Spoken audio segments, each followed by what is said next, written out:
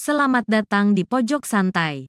Sebelum Anda mendengarkan audiobook ini, kami menginformasikan bahwa channel ini adalah review audio dari buku yang ada di Indonesia. Untuk membaca keseluruhan buku ini, kami menyarankan membeli buku aslinya di toko buku kesayangan Anda, baik offline maupun online. Keberadaan channel ini dimaksudkan untuk membantu Anda mendapatkan pengetahuan dari buku-buku kesayangan Anda. Jangan lupa untuk subscribe, like, dan komen. Selamat datang di Pojok Santai, channel khusus yang membahas komik dan novel dengan cara asik. Wiro Sableng alias pendekar kapak maut naga geni 212 berhasil mengalahkan dua penyerangnya, satu tewas dan satu lagi disanderanya. Gerangan apa yang akan dilakukan Wiro selanjutnya? Yuk langsung saja disimak video berikut ini.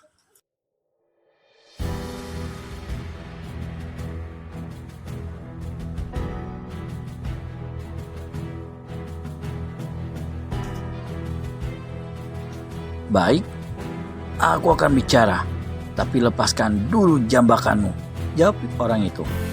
Wiro lalu lepaskan jambakannya pada rambut musuh. Namun baru saja jambakan dilepaskan, tiba-tiba sekali, di luar dugaan Wiro, orang itu angkat tangan kanannya dan dia berjibaku. Kepalanya dipukul sendiri hingga rengkah, nyawanya putus detik itu juga. Aku kena ditipu, manusia tolol, diberi hidup inginkan mampus. Wiro bantingkan pedang perak ke lantai. Setelah merenung sejenak, dia mendekati mayat Siang Mokiam dan menanggalkan kalung emas berkepala harimau itu dari leher keduanya. Wiro Sableng lenggang kangkung memasuki kota Kaihong tanpa memperdulikan orang yang memperhatikannya. Di hadapan sebuah kedai kecil, dia berhenti.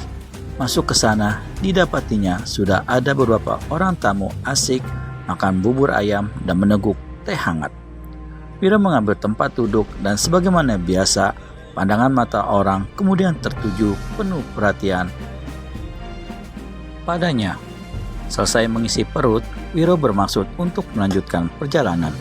Dia ingin buru-buru mencari tahu siapa adanya kedua orang berkalung emas yang semalam berniat membunuhnya di bekas reruntuhan kelenteng. Karenanya, setelah membayar harga makanan dan minuman, segera dikeluarkannya kalung harimau emas dan diperlihatkannya pada pemilik kedai. Lopek, mungkin kau mengetahui sesuatu yang berhubungan dengan kalung ini? Sesaat matanya melihat kalung harimau emas yang digoyang-goyangkan Wiro di tangan kanannya. Paras pemilik kedai serta merta berubah pucat pasi. Tetamu yang lain yang juga ada di kedai itu kelihatan menjadi ketakutan. Beberapa di antaranya segera menyingkir. Wiro tentu saja menjadi heran. Di hadapannya, pemilik kedai jatuhkan diri berlutut dan menjura berulang kali. Mohon dimaafkan, aku si orang tolol ini yang tidak mengetahui Gunung Taisan di depan mata. Lagi-lagi Gunung Taisan, menggerutu Wiro di dalam hati.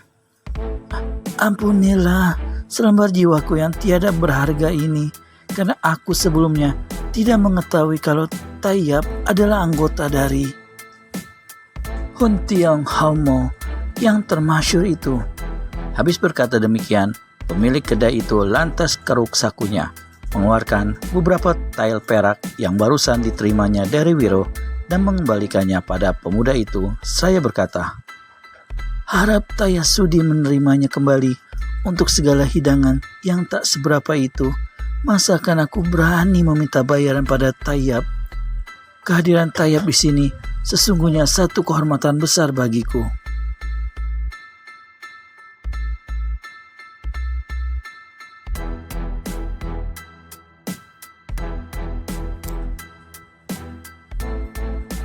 Lopek, jadi aku ini tak usah membayar?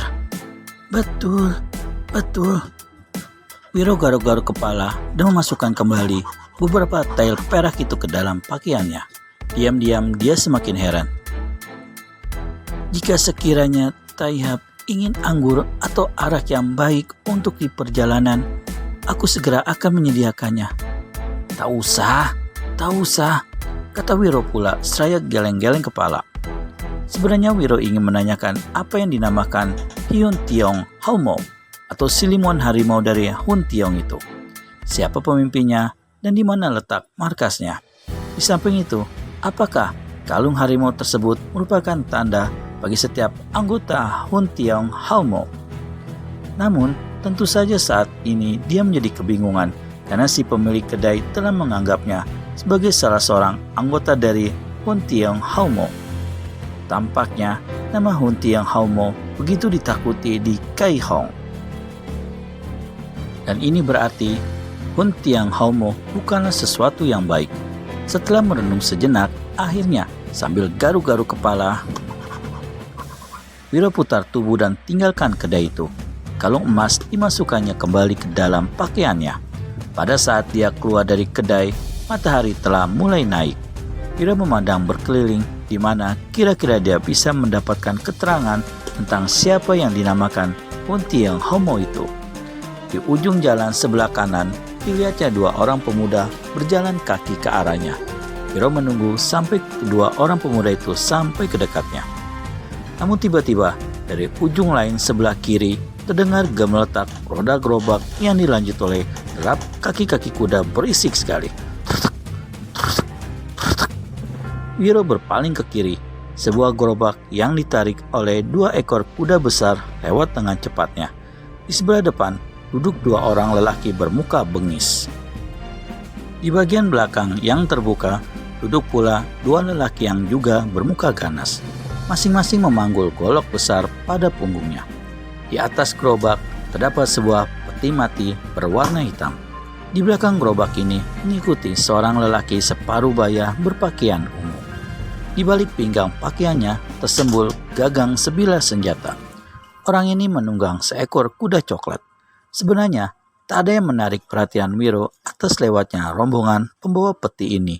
Jika saja sepasang matanya yang tajam tidak melihat seuntai kalung emas berkepala harimau yang tergantung pada leher penunggang kuda coklat itu.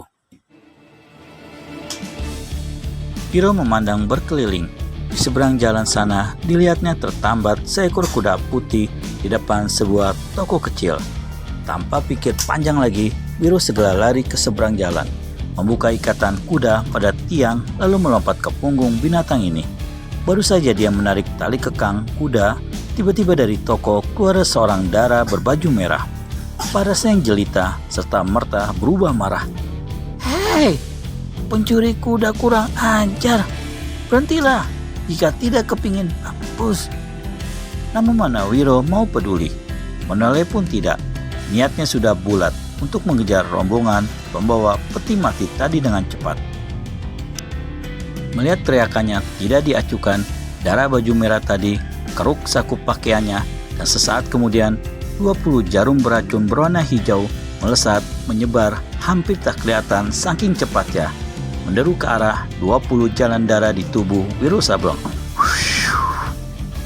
Di antara kerasnya derap kaki kuda putih yang sedang dipacunya itu, Wiro mendengar suara bersiuran di belakang punggungnya yang disertai sambaran angin halus. Sebelumnya dia sudah mendengar bentakan seorang perempuan.